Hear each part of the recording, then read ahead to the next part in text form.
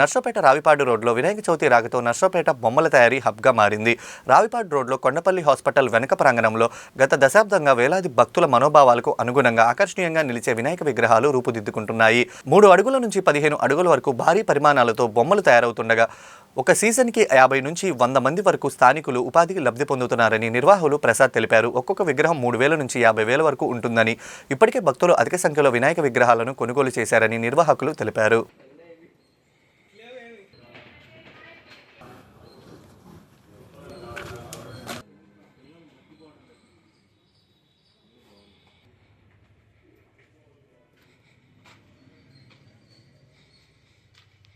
నా పేరు ప్రసాద్.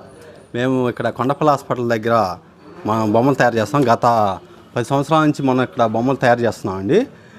మనం ప్రతి 3 అడుగుల నుంచి 15 అడుగుల దాకా మన కాడ బొమ్మలు ఉన్నాయి.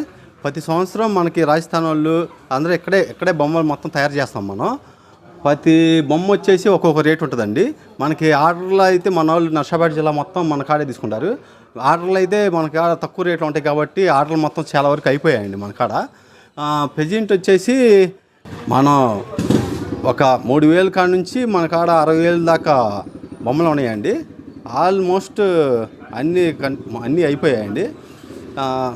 మన పెద్దలందరూ మమ్మల్ని బాగా గుర్తిస్తున్నారు 10 ఇయర్స్ నుంచి. గవర్నమెంట్ పరంగా మీకు ఏమన్నా సదుపాయాలు అందిస్తున్నారు? గవర్నమెంట్ పరంగా అంటే పోలీసులు మనకి సహకరిస్తారు. లాస్ట్ 2 డేస్ గొడవలు ఏమైనా అయినా మొత్తం చూసుకుంటూ ఉంటారు. ఇబ్బంది లేదు, నో ప్రాబ్లం.